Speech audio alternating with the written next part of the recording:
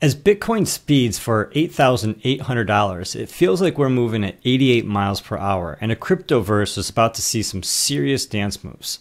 As people like Max Keiser continue to call Bitcoin's future price to reach over $100,000, we know shorting Bitcoin is a huge risk that many people unfortunately have taken. So what is Bitcoin's true potential? How is a Bitcoin network susceptible to internet routing attacks? And we're also going to be reviewing a few tips for new Bitcoin cryptocurrency investors that may be helpful for veterans alike. Let's discuss.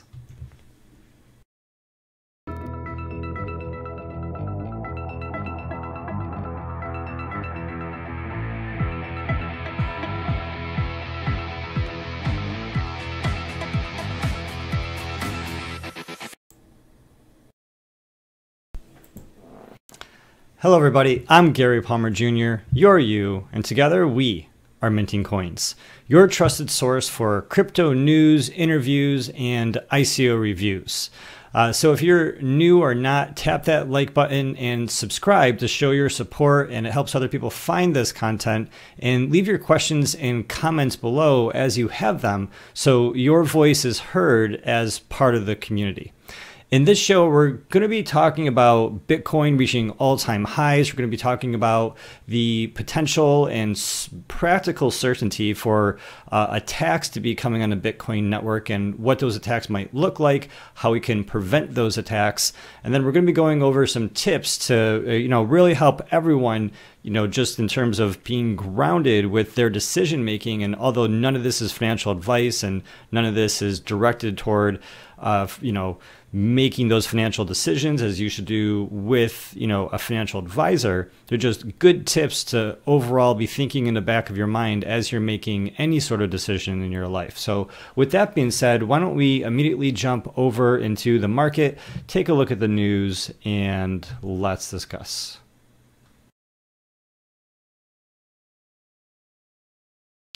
So starting over here at coinmarketcap.com, the total market capitalization is just growing and growing and growing. We're at $274 billion, blowing past that $250 billion number. And the past 24-hour trading volume slightly less than yesterday, but still just huge.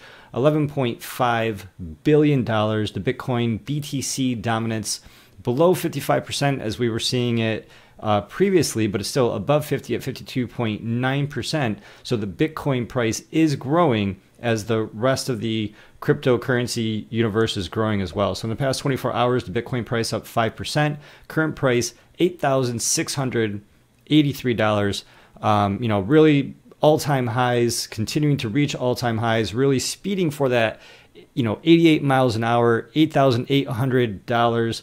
On its way to $10,000 and beyond. We've been talking about this for years and years and years. On this channel, we've been talking about it for over a year. And it's really exciting to see everything that's happening. And so what's also exciting to see what's happening is the rest of the market really start to take off. You have IOTA up 14%, Ethereum Classic up 10%, Dash and Litecoin up 11% and 10% respectively.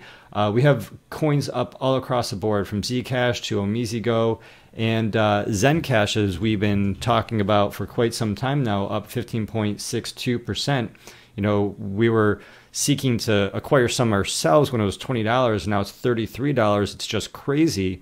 And this is going to continue to exist as they seek to get their master nodes, or not their master nodes, but their secure nodes up and online. So definitely take a look at that. And if you have any questions about the Zencash secure nodes, definitely Google that. Let us know if you have any questions. And it's something that we are super excited about.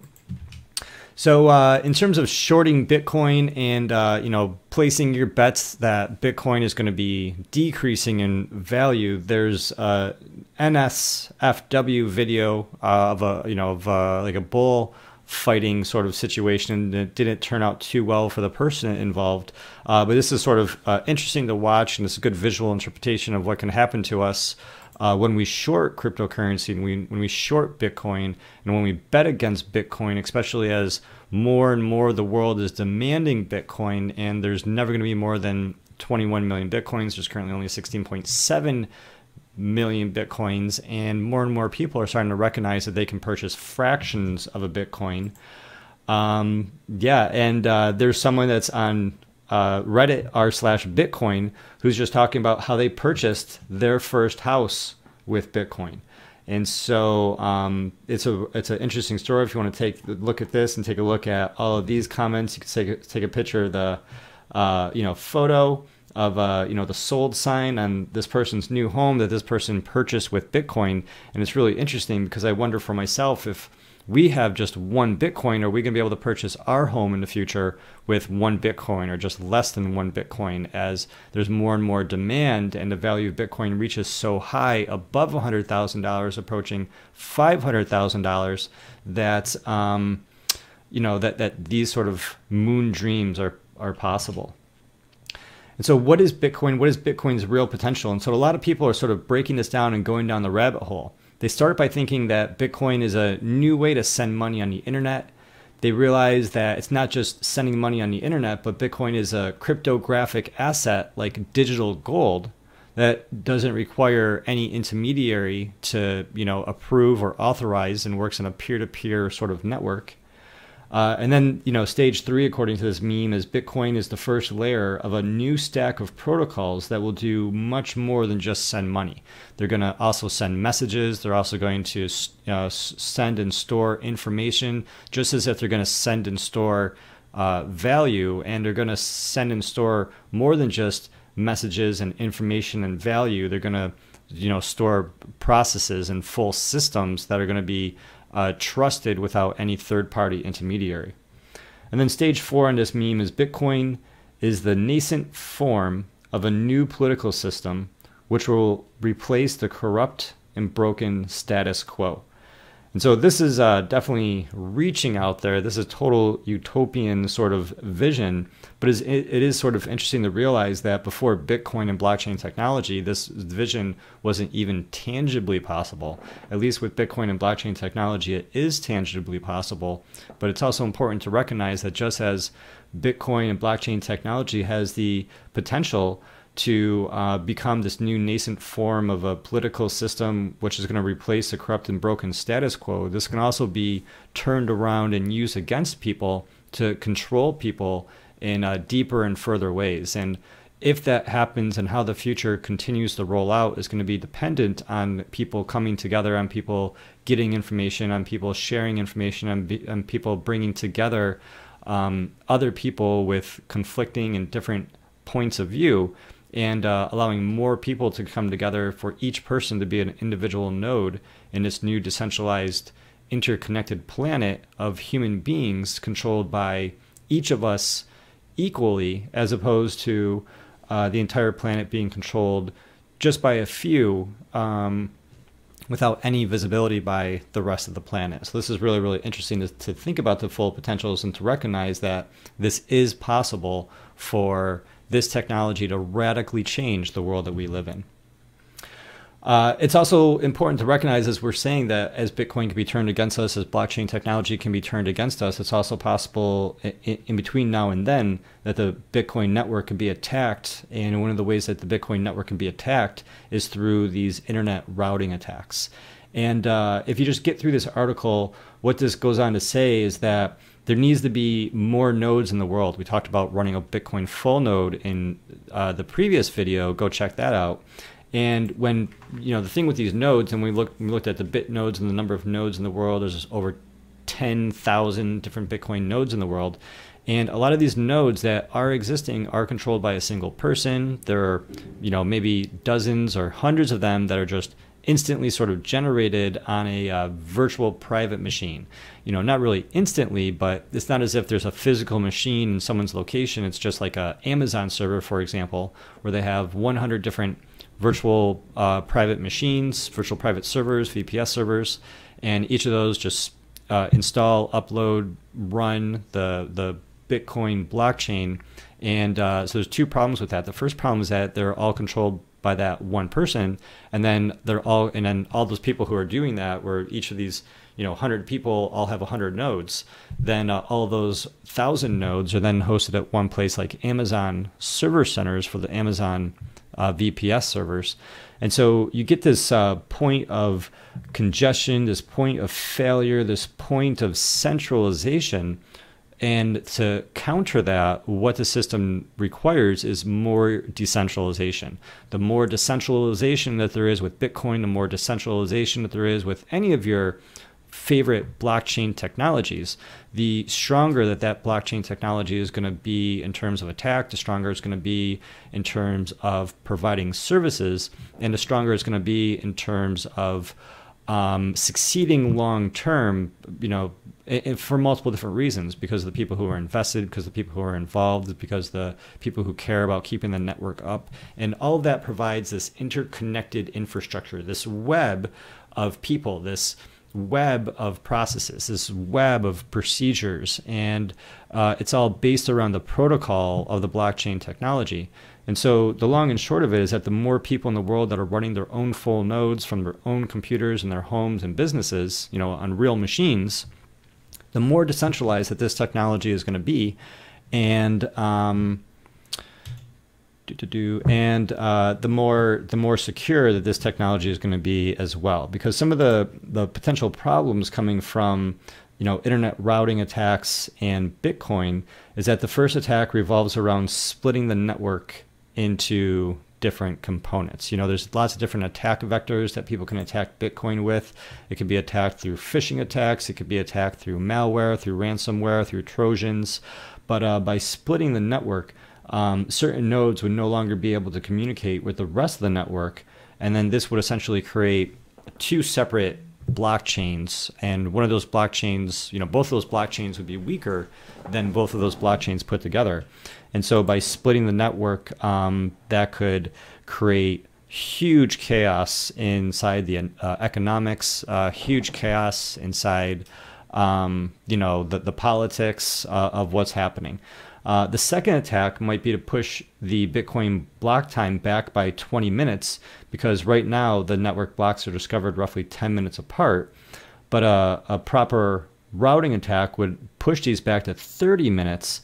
And then there's multiple instances that we've seen the Bitcoin network get clogged up, congestion get clogged up, putting transactions behind itself. But it's like a matter of if and when this sort of attack happens in a coordinated effort with the intention of pushing the blockchain back and then tearing apart economics and just the system of the Bitcoin blockchain, which would create confusion, create fear, uncertainty, and doubt, and then could shift that attention onto another coin, or can just remove attention from that that main Goliath, which is Bitcoin. And these are just risks that could happen. So it's important to recognize what some of these risks are, counter to the benefits. And as Max Keiser is saying, that some of these benefits are that Bitcoin could reach over $100,000. He's also calling Bitcoin Cash a fraud, saying Bitcoin Cash is simply another altcoin. But he's really, really confident. He's also saying that 90% of the trading is happening in the top 20 coins, and that this is going to continue, mainly due to the network effect. And that many, many coins, as we see the thousands and thousands of coins, even more than are listed on coinmarketcap.com, come and go. But the composite of the top 20 are going to change less frequently. And then just you could read the rest of what he goes on to say and what he says about Bitcoin Cash, bashing Bitcoin Cash.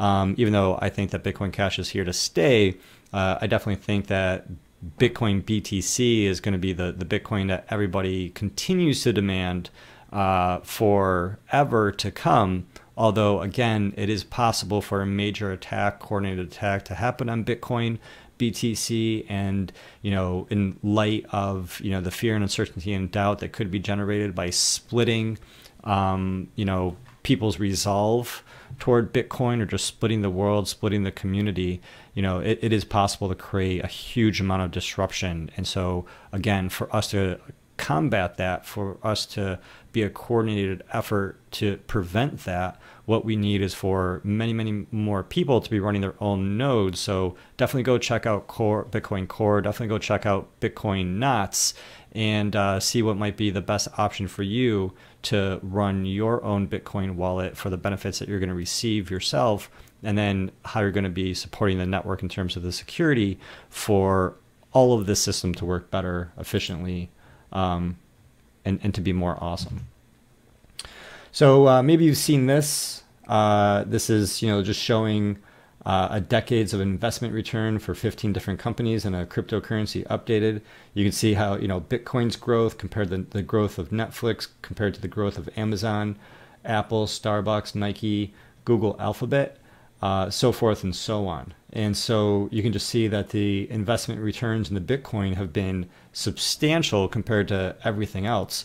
And a lot of what's happening here is that over the past 10 years, a lot of these companies maybe would actually not be doing so well if it hasn't been for the massive fiat stimulus that had been injected into America and to the world through the course of 2008, 2009, 2010. And that stimulus, that bailout, actually still continues even through today. And that's probably propping up a lot of these companies, and a lot of people and a lot of companies, and now a lot of hedge funds recognizing that profits are either coming from the technology sector or they're coming from the cryptocurrency sector. It just gives even greater immediate sense of urgency about Bitcoin's future potential rise, not just because of this massive amount of wealth and capital which is about to enter the space, but also because of the severe limiting of the total number of Bitcoins which are available, right? I mean, this really cannot be emphasized enough. This is just the basic market dynamics, the Austrian economics, to say there's never going to be more than the number of Bitcoin that there are. And as demand stays the same or increases, but the total supply decreases, then this value is going to be forced with that pressure to go up.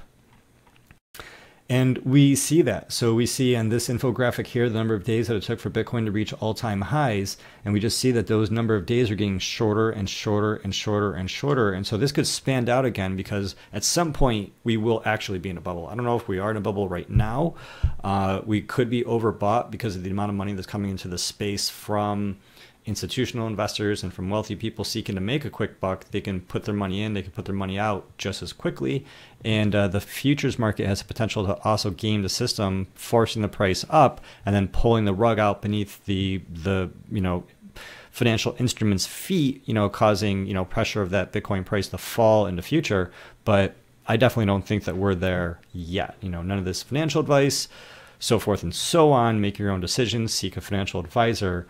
But we have a lot of room to grow up, and because this is a market, at some point it's definitely going to come back down, and then, as we've seen before, more than likely it's going to continue to go up and then down, and then at some point everyone's going to be just chilling on this beachfront property on the moon. And so this is how everybody feels, spending $20 at the grocery store, buying things that you don't need, and an extra tub of ice cream or something, I don't know, versus spending money on crypto. It's not really spending money on crypto. People are just seeing the huge potential. More and more people want to put their money in crypto than the stock market, than traditional savings accounts or banks. I mean, putting your money in cryptocurrency is giving you the authority, you the control, you the power. It's also giving you the risk, so the bank's not going to be there to protect you or to, make sure everything is, has a backdoor access for them to fix. But at the same time, there's not going to be backdoor access for you to lose your money or to lose your money through inflation as well. Because when, with inflation, that's what's happening. Your money's just getting thrown out the window. Again, just tell the people you know, tell the people you love, tell yourself. You can buy a fraction of a Bitcoin. Go to Coinbase.com. However it is that you purchase Bitcoin, purchase $5 a week or $20 a month or $20 a month, or just some amount that you can afford to lose, and just put that on a repeating dollar cost average scale. So it doesn't matter if the price is up, doesn't matter if the price is down. Every week or every 2 weeks or every month, you're just getting whatever it is. You can set it, you can forget about it. Don't check Blockfolio, don't check the prices, just keep up with the news so you know what's happening. Don't worry about that portfolio, don't worry about the day trading. I think day trading is super risky. I think time in the market is far better than timing the market. In the long run, there might be some people that make more money than you, day trading and trading and all the power to them. By and large, you guys who are winning, I think, are the exception, not the rule. Even if you do everything right 100% of the time, as we all know in day trading, the rules and the tips and the tricks work 100% of the time, 6 times out of 10. So time in the market is better than timing the market. So what are some other tips? We just talked about dollar cost averaging and just, setting a little bit into the market on a repeating schedule. That's one awesome tip.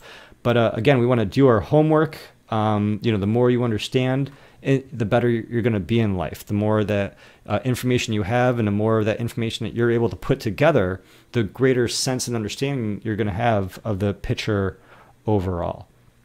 And so this article says, take 10 minutes to go and, read the original white paper. Just continue taking in news, continue watching YouTube videos, continue reading, continue signing up for mail alerts, check out telegrams of, some of these coins, get yourself on Reddit, and continue getting yourself information. The second tip here is be cautious. This is an extremely high risk space. There's lots of, scams, lots of hacking attacks to attack your computer, Trojans, malware, the websites themselves are getting hacked where people are sending their money to. Some of the ICOs themselves are scams. So there's a lot of risk out there. How people are storing their Bitcoin. Sometimes they accidentally send, Bitcoin BTC to a Bitcoin Cash address or, to a Litecoin address or something. And you have to be very, very cautious, just as you also have to do your homework and get information.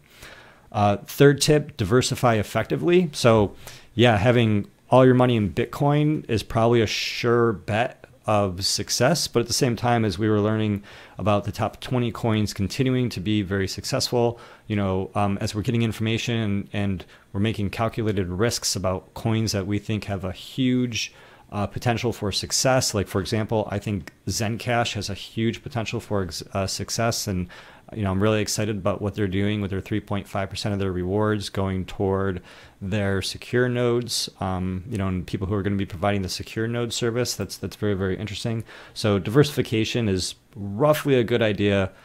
Probably want to have, a lot of Bitcoin or as much Bitcoin as you could have.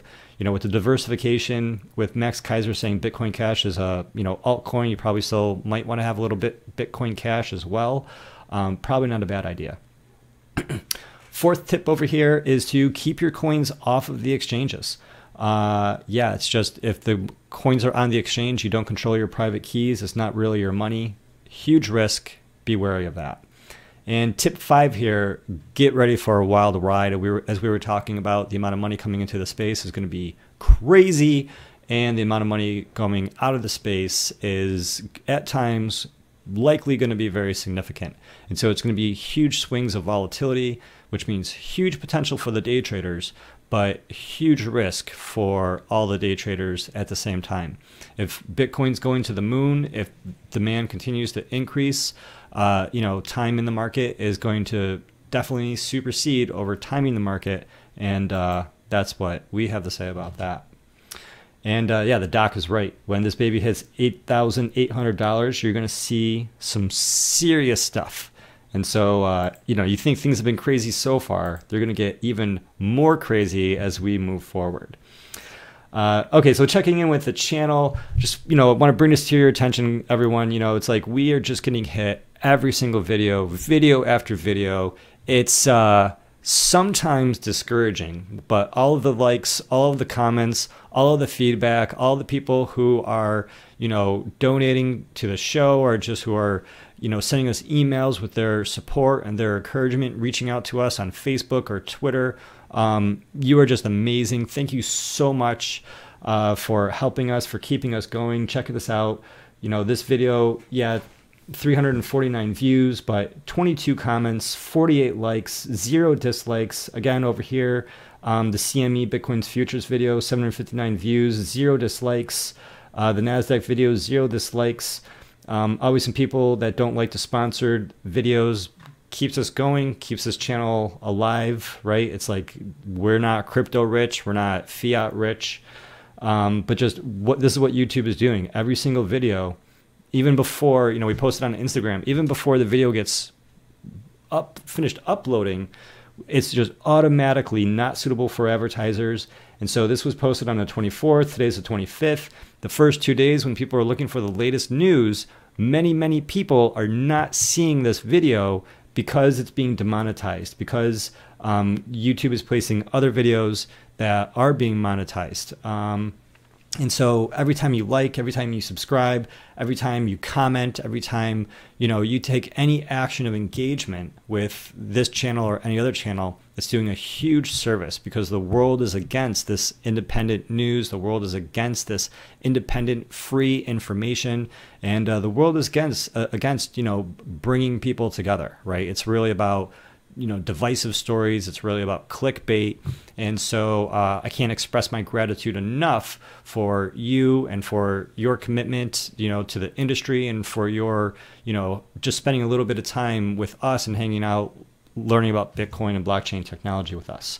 So, you probably already know we have our website, mintingcoins.com. If you'd like to contribute and, support us, feel free to check us out over at mintingcoins.com. You could create a membership. And if you'd like a free membership and, contributing financially or with crypto isn't something that you're able to do right now, make a membership, send us an email, and we'd be happy to upgrade your account if you're the first, 500 users or so, and you can be part of the community over there, an additional place to share ideas, to get ideas, and then help contribute to what we're doing here at Minting Coins. So awesome. So with that being said, this has been really interesting. Let me know what you think about running a full node. Check out yesterday's video and take a look at that and Bitcoin knots, additional options out there to download the whole blockchain.